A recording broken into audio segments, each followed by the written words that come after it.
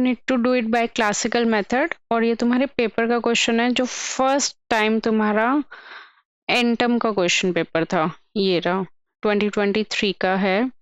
इसमें देखो इन्होंने क्या बोला हुआ है, in the network shown in figure 1 switch S is closed at t equal to 0, steady state current having previously been attained, solve for the current as a function of time using classical method. तो यहाँ पे इन्होंने specifically mention करा हुआ है that you have to do it by using classical method.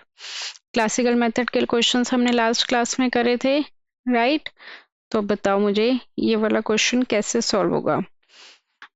But अब इसमें बच्चों को क्या दिक्कत आती है कि इसमें वैल्यूज नहीं दी हुई, डायरेक्ट वोल्टेज और आर की टर्म्स में निकालना है। तो कोई बात नहीं, तुम्हें वैल्यूज नहीं दी हुई, तुम R1 R2 की टर्म्स में निकाल सकते हो, ठीक है? तो उसमें बताओ स्टेप नंबर 1 क्या था? तो 0 माइनस पे स्विच क्या होगा तुम्हारा, ओपन होगा। ओपन होगा तो what you need to do, ये है resistor as it is, inductor will behave as a short circuit, क्योंकि ये कौन सी कंडीशन बन जाएगी, स्टेडी स्टेट कंडीशन बन जाएगी। तो इसमें करंट कितना फ्लो करेगा, IL ऑफ 0 माइनस। तो यहाँ पे ये कितना है R2, ये कितना है R1, ये कितना है V।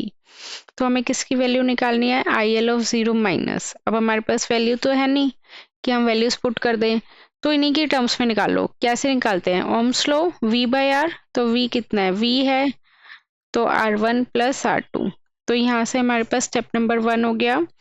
t equal to 0 minus पे हमने इनिशियल कंडीशन निकाल ली and we got it as V divided by R1 plus R2, ठीक है? नेक्स्ट इसके बाद हम क्या करेंगे, नेक्स्ट स्टेप, स्टेप नंबर 2 बोलो क्या होता है, 0 पे सर्किट को ड्रॉ करेंगे। तो मैं ये रब कर रही हूँ।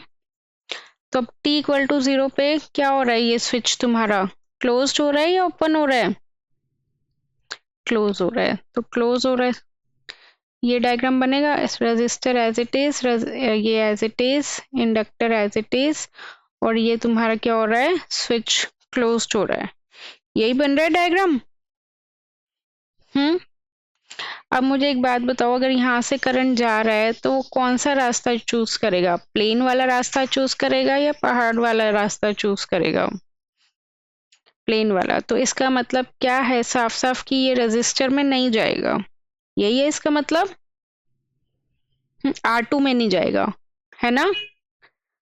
अगर R2 में नहीं जाएगा तो उसको हटा दो, उसका होना ना होना बराबर है, वो कंफ्यूजन ही क्रिएट करेगा। सॉरी, ठीक है? तो अब ये हमें देखना है कि ये किस में है, सीरीज में है या पैरेलल में है, बोलो। सीरीज में है, तो सीरीज में है तो क्या लगता है, KVL लगता है, KCL लगता है, KVL। तो KVL क्या कहता है, V is equal to VR1, हाँ R2 को हटा दिया, रख लो, रखोगे तो कंफ्यूजन ही करेगा वो, इसलिए मैंने हटा दिया, ठीक है? रख भी सकते हो, ऐसा जरूरी नहीं है कि मैंने हटाया तो तुम भी हटाओगे। मैंने क्यों हटाया है, ताकि तुम लोग कंफ्यूज ना हो, तो इसलिए तुम भी हटा दो। करंट नहीं जा रहा हो ना उधर, तो जिधर करंट नहीं जा रहा मैं हर बार सर्किट को हटवा देती हूँ ना, इसीलिए। तो V कितना है, V ही रहेगा। VR1 का क्या फॉर्मूला हो जाएगा, ओम्स लॉ के according, I of t into R1, है ना? और VL का क्या हो जाएगा, L di by dt, correct? Compare करते थे, है ना? तो कंपेयर करने के लिए मैंने तुम्हें एक चीज बताई थी कि di बाई dt का कोफिशिएंट हमेशा क्या होना चाहिए, 1। तो सारी इक्वेशन को L से डिवाइड कर दो, V by L, R1 by L, I of t plus di of t by dt। Okay, clear है? अब हम क्या करेंगे, कंपेयर करेंगे कि हमारी कौन सी इक्वेशन है। बता सकते हो कौन सा टाइप है ये, टाइप 1 है, टाइप 2 है, टाइप 3 तो नहीं है, टाइप 1 है या टाइप 2 है? टाइप 2 है क्योंकि कांस्टेंट की कुछ ना कुछ वैल्यू है, जीरो नहीं है।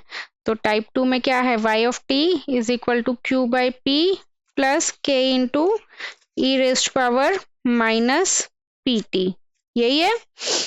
तो मैं ये लिख देती हूँ वहां पे। क्या था हमारे पास इक्वेशन, अगर मैं स्टैंडर्ड इक्वेशन लूंगी तो dy by d t plus p y of t is equal to q, और उसको सॉल्व करेंगे तो हमारे पास क्या आ जाएगा, y of t is equal to q by p plus k into e raised power minus p t plus k into e raised power minus p t. अब यहाँ से आगे तुम लोग सॉल्व करो और मुझे फाइनली आई ऑफ टी की वैल्यू बताओ।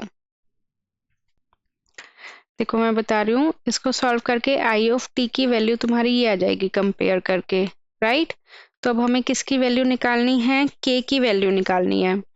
के की वैल्यू निकालने के लिए हमें क्या करना पड़ेगा, टी को 0 पुट करना पड़ेगा, राइट। तो टी को 0 पुट करेंगे तो क्या आ जाएगा, I of 0 is equal to V by R1 plus k into e raised power 0। तो anything raised power 0 is equal to 1।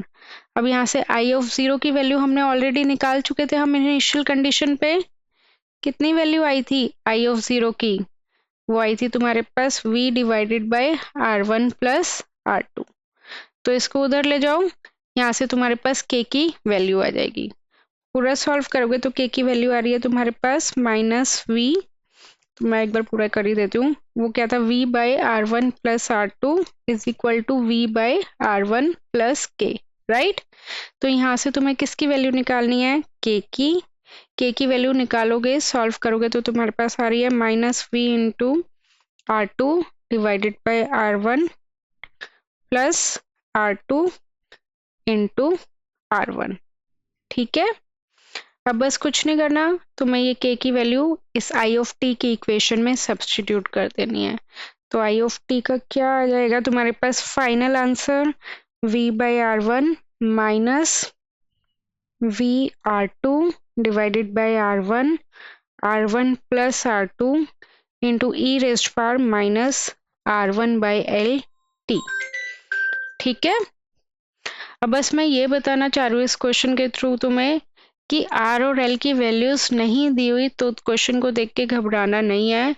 जैसे जो मेथड से हम नॉर्मली करते हैं वैल्यूज के साथ, वैसे ही तुम्हें क्वेश्चंस करने हैं, ठीक है।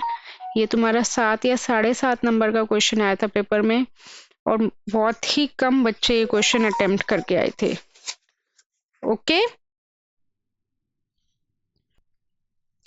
टाइम कांस्टेंट मतलब टो होता है इसमें, और टो का फॉर्मूला होता है आर इक्विवेलेंट इंटू सी। तो सिंपल 20 इंटू 400 माइक्रोफेरेड। तो यूनिट 2 से मैं तुम्हें क्वेश्चन बता रही थी, एक ये वाला क्वेश्चन आया हुआ है, explain all types of response possible in series RLC circuit. ये वाला क्वेश्चन आया हुआ है तुम्हारे पास, यूनिट 2 से है। उसके बाद इसमें क्वेश्चन नंबर 3 का है डिफरेंशियल इक्वेशन पे बेस्ड, ये भी मैं तुम्हें करवा चुकी, ये यूनिट 2 से है। यूनिट 2 से ये वाला क्वेश्चन है, टाइम कांस्टेंट की वैल्यू दी हुई है, ये सारा ट्रांजिएंट पे बेस्ड है। ये वाला क्वेश्चन यूनिट 2 से है। 4th का बी भी मैं तुम्हें करवा चुकी, ये भी तुम्हारा यूनिट 2 से है। तो मैं तुम्हें एक आइडिया दे रही हूँ कि यूनिट 2 से क्या क्या आता है। इस पेपर में अगर देखो तो ये सारा यूनिट 1 है। देन आफ्टर दैट ये वाला क्वेश्चन यूनिट 2 से है, ये भी मैं करवा चुकी। अभी जैसे मैंने करवाया ना कि आर और सी वैल्यूज नहीं दी हुई, बाकी सेम होगा। ये वाला क्वेश्चन भी यूनिट 2 से है, और ये वाला क्वेश्चन भी यूनिट 2 से है, ठीक है। ये वाला करवाया था ना मैंने आरएलसी सीरीज वाला। उसके बाद इस पेपर में जो अभी तुम्हारा रिसेंट पेपर था, तो ये वाले क्वेश्चन यूनिट 2 से है, ये भी मैं सीरीज आरएलसी वाला करवा चुकी हूँ तुम्हें, और स्टेप रिस्पॉन्स। तो इसके बाद यूनिट 1 स्टार्ट करूंगी।